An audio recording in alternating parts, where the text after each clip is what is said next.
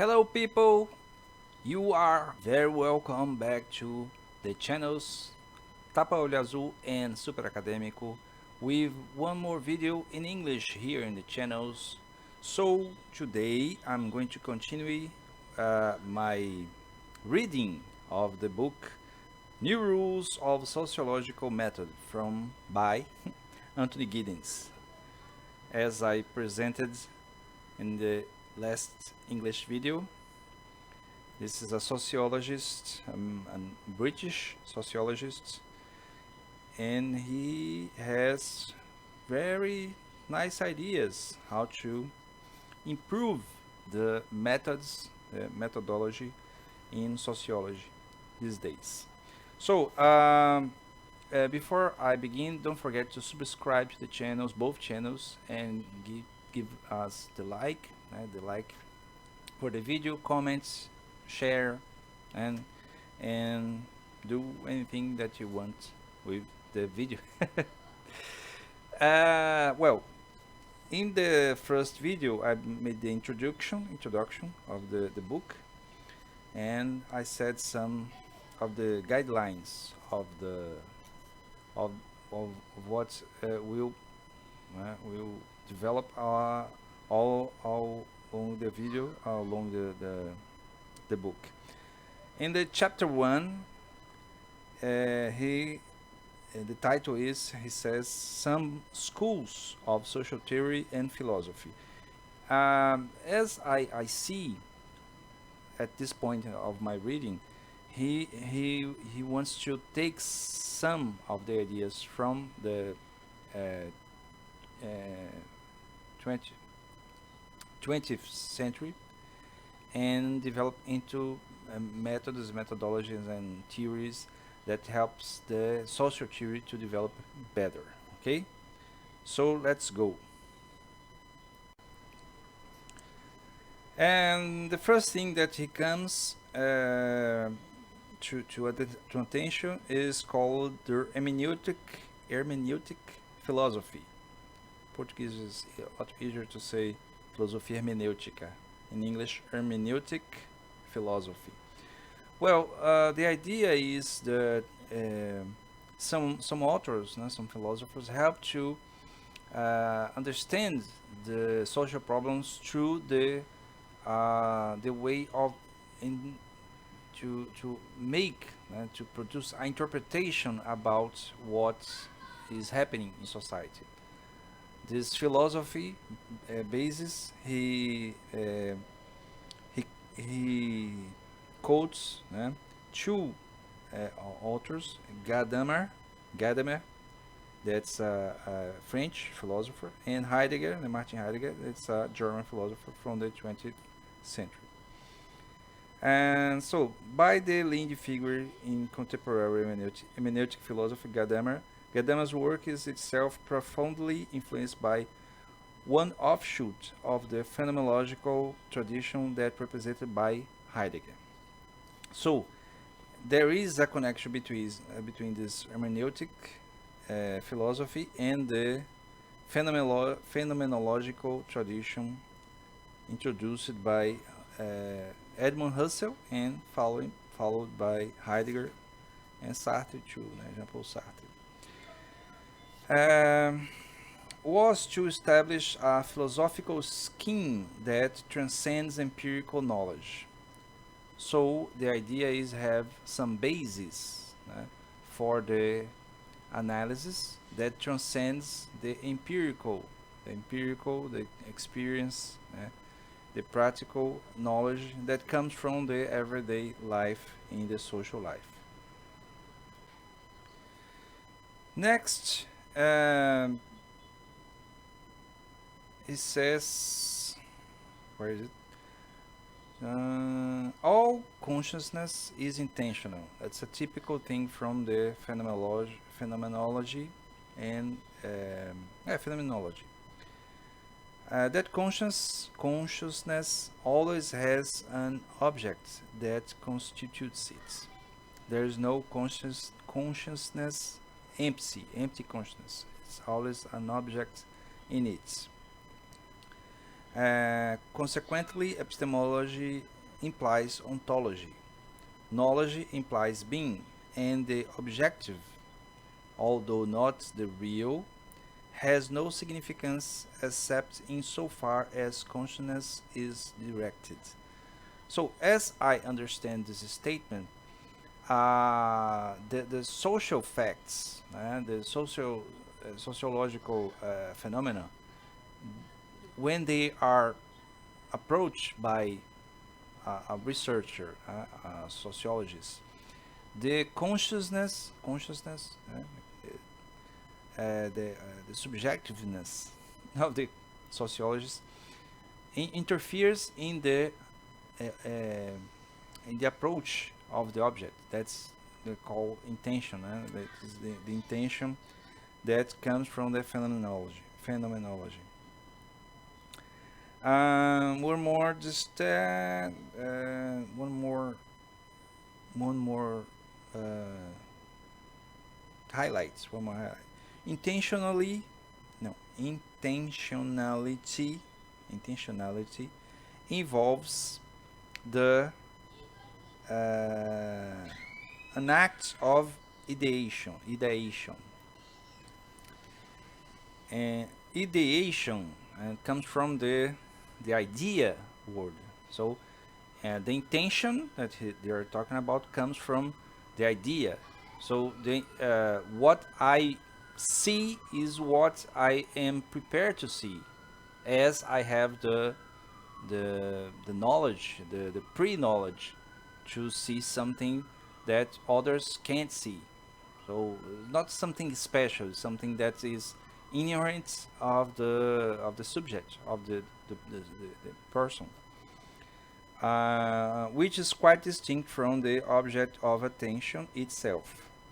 And consequently, it is this which is the focus of Edmund Husserl's interest, since if in the epoche, that means the suspension of mind, we brackets all empirical particulars, it seems as if we are able to penetrate to the essence of the consciousness. So, in this matter, when someone is looking at something, studying something, thinking about something, this something is the object, but this object only exists in the way of the observer because of his intention. So that is basically the phenomenological intention, the word intentionality. The ordinary assumptions that we make about the physical world, about other people, and about ourselves in our day-to-day life are treated by the early Husserl as just so much bric-a-brac that has to be cleared away in order to reveal subjectivity in its pure form. Well, he says free from bias. That's impossible. It's not free from bias. It's full of bias. Full of bias. So, continuing, mundane existence was to be constituted phenomenologically. See how others can be regarded as any more than just another intentional project of consciousness. So, I, as a researcher, a social researcher, I have one consciousness with intentionality. And every person that I am studying, that I am observing in my research as a social researcher, also has the same characteristic, the same consciousness with intentionalities. So the reconnaissance of this affects the way that you formulate your methodology to you for your research. So transcendental ego can be, I don't know, okay, it's already said. Over other kinds of knowledge, Thus, for Husserl, intentionality is an internal relation of subjects and objects, a relation between objects. You see, object and subject, and influence all the phenomenological methods that search the essence of the thing that you are observing, that you are looking at. There's not a grandiose mental act, is able to shed the empirical world, is dependent upon the beginning point. So the point of view of the researcher is what affects the way that the objects that are in research gets get get to be understand and get to be evaluate, get to be see by the one that are researching, the one that are looking at the objects. So this is basically the thing that are the that Giddens are presenting from the hermeneutic philosophy with phenomenological base. Então, vejam que see that I speak. Sorry, I began I began to think in Portuguese in the middle of the thing. So he was led, the Gadamer, no Husserl. Husserl was led to abandon the distinction between sense and reference altogether in favor of the meaning conferring ideation, ideational act, act from an idea, living in a world, movement from essence to existence. That's the base, the phenomenological base for the existentialism. The self in the words that applies to everyone, of applying phenomenological ideas to resolve pre-existing problems of sociology. So this is the way that the line of this philosophy helps the sociology to develop a new kind, a new way to look at the social problems, so the scientific problems, not social problems in the common sense, but the sense that problems from the social science. And then he goes to Schultz. That's another author then from the ethnomethodology. His program is actually completely devoted to the descriptive phenomenology of the life world. So the description of the everyday life in a way that the subjects can show, can appear with their own real intentionality through life. They are developed they develop two kinds of ideas. First, what is the sense of Weber's phrase that in action, as contrasted to reflexive behavior, the actor attaches a meaning to what she or he does. And second, in social action, how does the actor experience others as separate persons with their own subject experience? So these questions that are put serves to reflect what the way that the phenomenological approach can help to understand this kind of a problem, this kind of a construction of meaning in the everydays of social life. It is mistaken to suppose that we attach meaning to action that is being lived through, since we are immersed in the action itself. Well, I understand that when we do things mostly we do because we believe in the meaning of the thing. From the most mm, uh, simple things to the most complex and overthinking, overthought things that we do, there's this meaning that we attach to the action, so we can do that. It can be even a way to um, survive, a way to please others, in a sense that something that uh, I don't believe entirely, but I believe that is necessary to keep the relations in the group that I'm part of. So I think that's a difficult thing to develop and to elaborate as a science.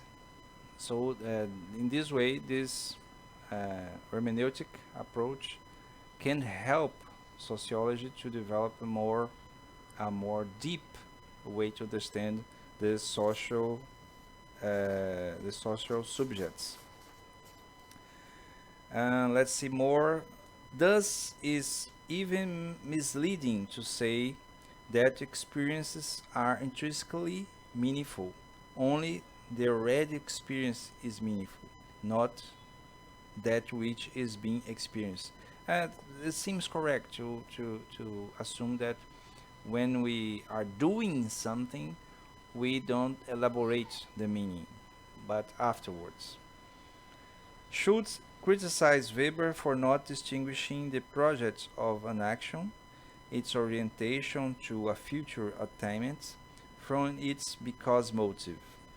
Well, it's easy to criticize someone that's already dead, but I think that's valid to grow the science with this kind of criticism. The connection or linkage is brought into being through an intentional acts of mine whereby I turn to the total complex of my past experience. So, in this way, the sociological analysis with this method, with this approach, the hermeneutic approach, using phenomenology, seems to be very personal and not only an elaboration of a whole of society. I think gets closer to anthropology and psychology, and and gets more gets at, um, develop a better attention to the details of the people that are part of the collectiveness of the group. Sorry, were involved in the one actual and the many marginal topical relevances, sorry, with layers of our personality on different levels of depth. Depth. These words are in Portuguese. We have profundidade, morte, dívida. In English, we have depth, depth, depth. So, depth, deep, levels of depth.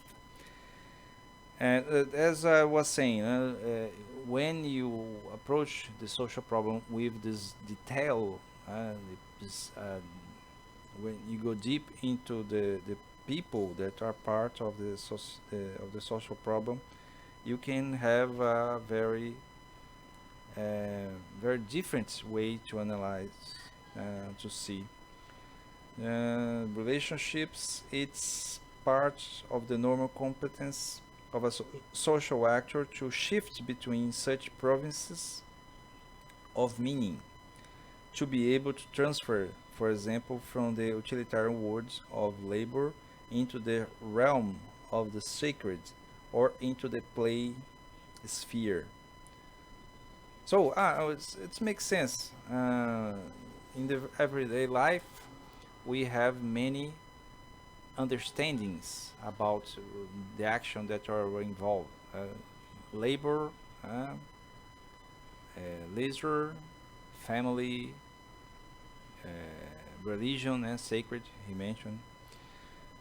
It's normally experienced by the actor as a shock, a disjunction between different worlds. That's why we need the rituals of changing in situations. When you get into a church or something like that, a sacred place, you have some kind of ritual of change. So this is the shock.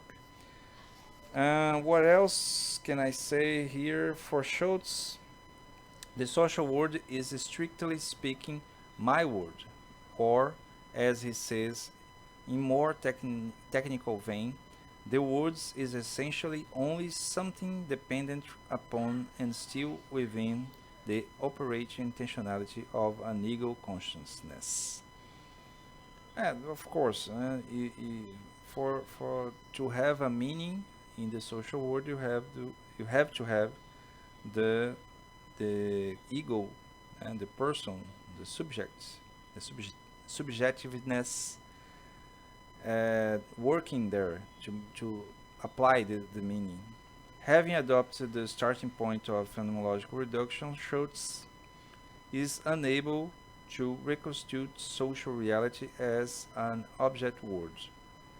So it's a reconfiguration. It's another way to interpret the social problems, the social carries, inquiries, social inquiries. So Giddens mentions showed some other times the problem of intersubjectivity. Start out accepting the existence of the social world, and finally, this that social analysis must encompass much more than the clarification of what is taught about the social world by those living in it. But that's it. Something that not mentioned by the consciousness of the actor. But the problem is that we finish the the parts, then it goes to ethnomethodology. He was talking about hermeneutic, existential phenomenology of Schultz, and hermeneutic philosophy. Next is ethnomethodology, but it's connected, the both things. But I will stop because of the length of the video. But as I was saying, the biggest problem is that what people and what individuals see in their lives is often ignored by sociology in the classical way, in the way that the whole has own meaning for Karl Marx, for Max Weber, for Emil Durkheim, for the classical sociology. The individual, the individual, the person, the single person, usually are not taken in taken in taken into account. Taken into account. So when this new methodology is used and value the the single person, and what this single person sees and says about his life and the problem that are in analysis. So that's something that's a very different way to study and to research. So the video got too long, I think. I had a problem with the lights, but so I hope you enjoyed the video, and next time, next video, I'll continue this book. I was still reading this book and developing my own understanding. And if you enjoy, please subscribe to the channels, give the like, comments, make questions, debates, and share. Okay? See you next time. Bye bye.